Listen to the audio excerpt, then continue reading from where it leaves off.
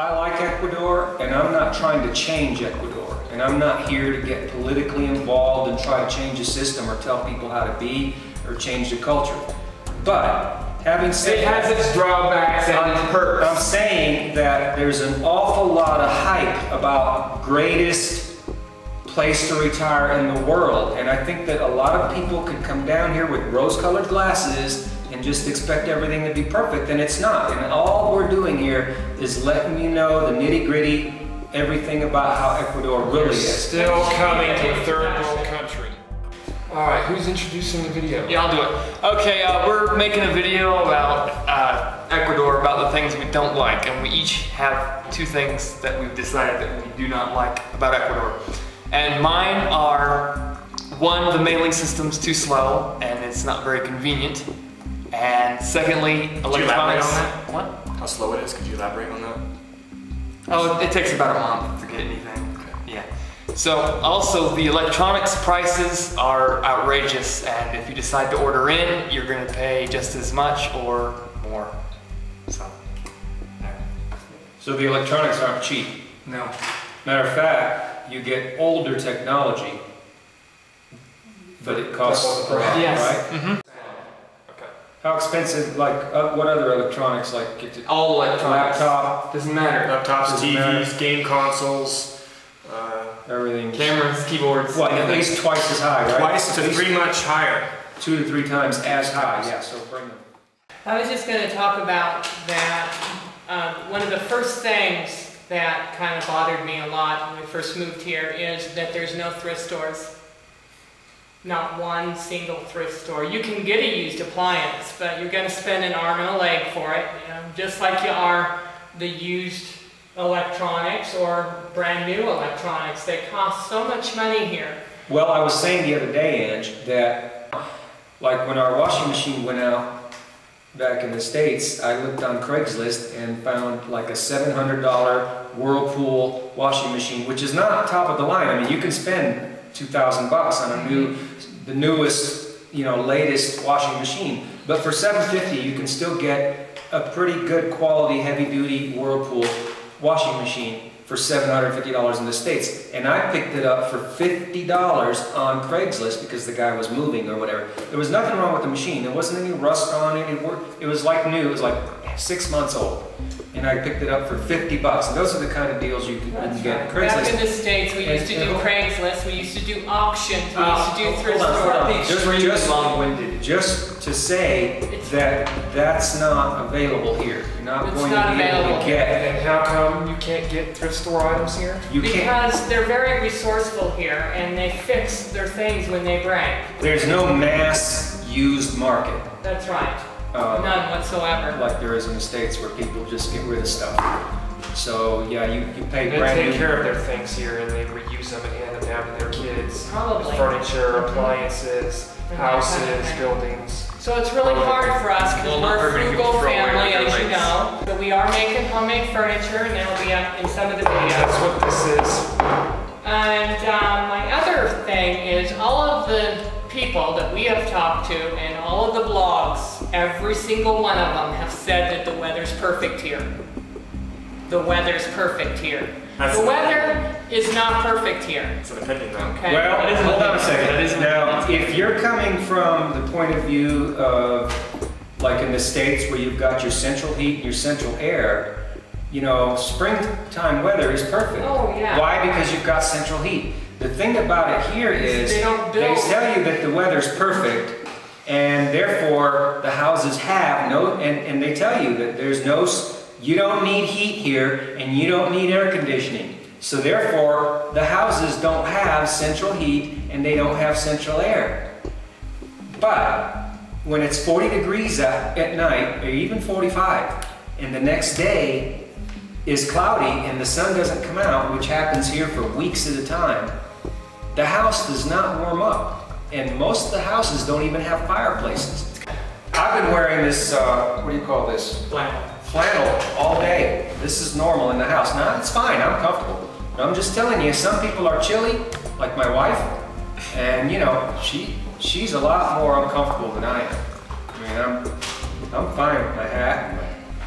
I actually have 3 things that I dislike. Breaking the rules. I don't like it that they pee in the streets. It is embarrassing for me. That's a good one. They may not be embarrassed, but when I walk by and that's going on. Now, when you say they're peeing, who? Grown men, children? Grown men are peeing in the street, and I haven't seen that yet. Yeah, I have. I've seen There was it. 2 guys doing it at the same time. I've seen And this. I've seen, Racist. almost every time we go out, I see it, and I see mothers taking their kids just like around, like if there's a store right here, they'll just take them right where there's a telephone pole or something. Gotta go, you gotta go. Well, I never did that with you boys when you were little. Hard to The find. bathrooms You know are where they're at. everywhere. We've been walking around, we know where they're at. You guys never peed your They're not pants. dime a dozen. They're You not have in to every learn to single hold it. shop, every single store like they are in the States. It bothers me, I don't like it. And it starts from childhood. I see mothers teaching their kids to do that, and it just... Well, it's offensive to see for a woman to have to see grown men peeing in the street. Right there in front of you, on the side of the wall.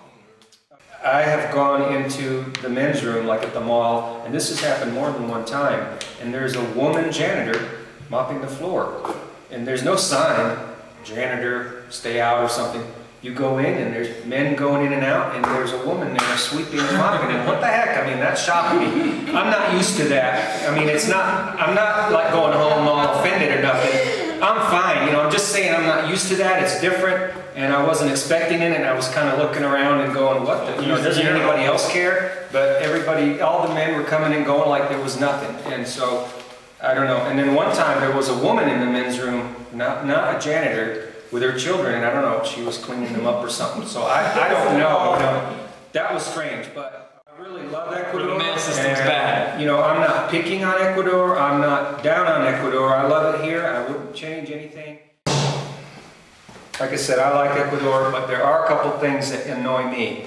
One thing that's extremely annoying is, the thing is, I did an awful lot of research before we came down here, and I'm very thorough, people tell me that. And I asked a lot of the expats, some well-known expats on well-known blogs. And this is not to disparage them. I mean, I think that they're nice people and they do a very good job, but a lot of times you can't get the detail.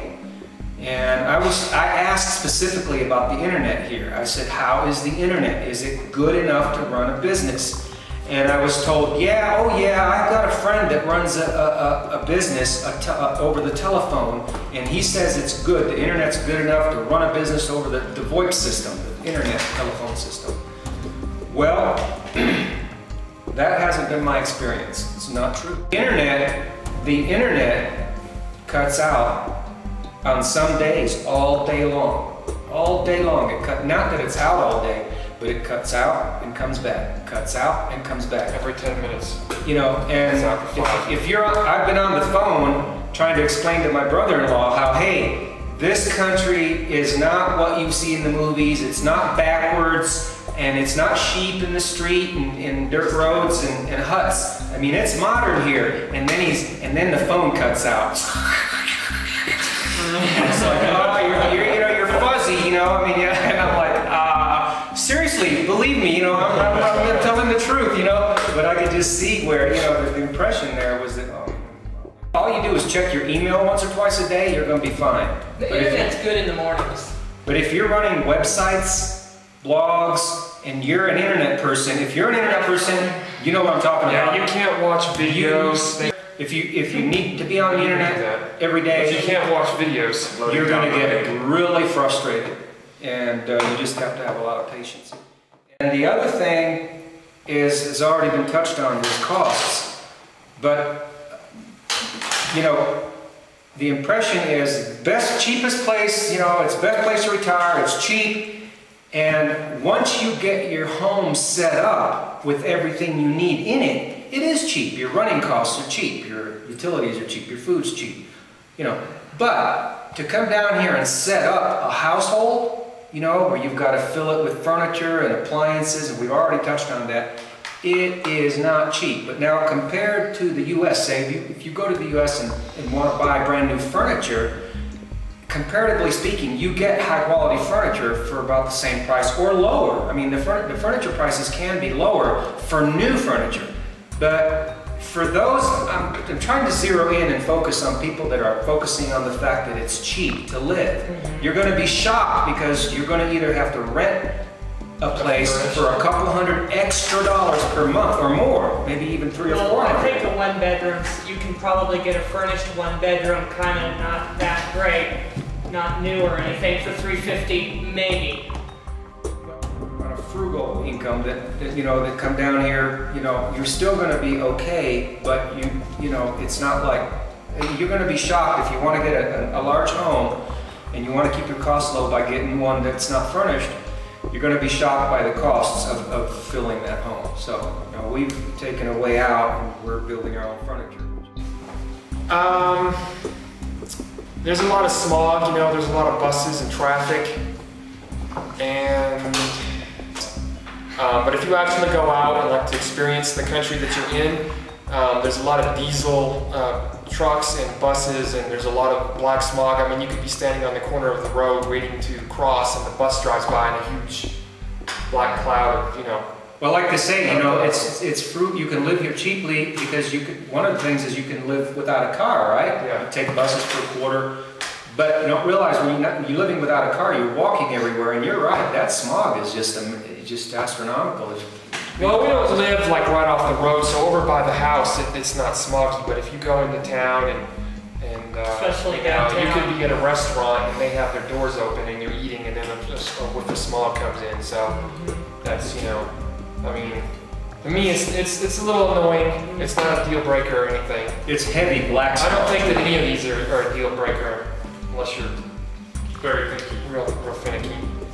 And then you know, if you're a gringo from the States and that sort of thing, they stare a lot.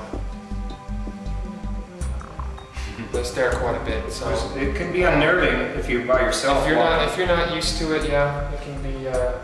If you're in a group, not so much, but there is quite a bit of staring. Yeah. And when I was here, I came here first to set up the house.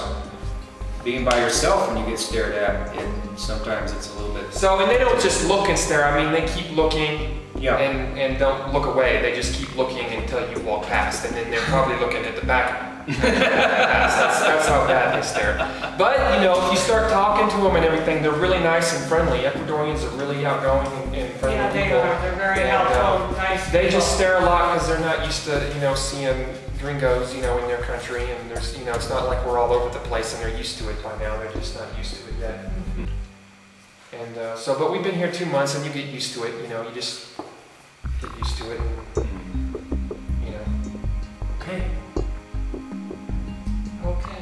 What else? Okay. So Alex is annoying. Anything else? Things. There are. You don't have any annoying thing?